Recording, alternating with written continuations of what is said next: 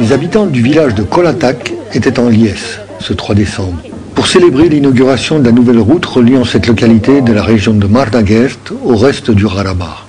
Et c'est par cette route rénovée qu'est venu le président de l'Artsakh, Bako Saakyan, pour présider aux cérémonies et partager la joie des habitants qui se sentent désormais moins isolés. La route, longue de 6 km, relie le village à l'autoroute Stepanakert-Mardagert. Les travaux de rénovation ont été financés par Haik Marakelian, un homme d'affaires résident à Moscou, mais originaire de Kolatak.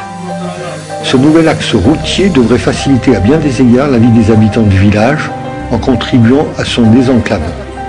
Agriculteurs pour la plupart, les habitants de cette petite commune rurale n'ont plus à craindre pour leurs récoltes, dont ils pourront plus rapidement acheminer les produits destinés au marché de la région. Une avancée estimable pour les quelques 90 familles de la commune. Le village compte une trentaine de véhicules.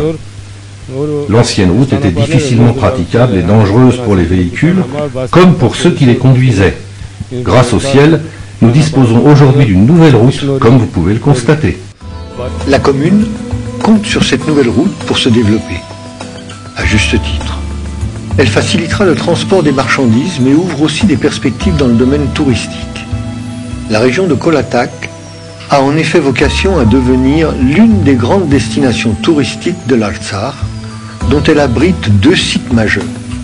Le lieu dit désert de Kochik et les vestiges de l'ancien siège du Katholikosa à Hagopavank, dont témoigne une église datant du IXe siècle. Les autorités de l'Artsakh ont mis en œuvre un vaste programme afin de revaloriser ces sites et plus généralement Kotalak et sa région. Nous allons lancer les travaux de rénovation sur la route qui relie le village de Kolatak à l'église, mais aussi sur l'école du village, qui devrait ainsi se doter d'un établissement scolaire flambant neuf. Ces projets seront financés par Haik Marakelian.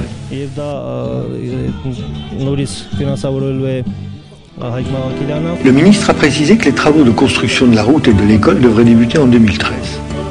D'autres projets sont à l'étude, mais en attendant, l'heure est aux réjouissances pour les Kolataksi et leur inviter en ce 3 décembre qui figurera désormais au calendrier des fêtes de la localité, comme la journée de la renaissance de Kolatak, conformément au souhait du bienfaiteur Haik Marakelian.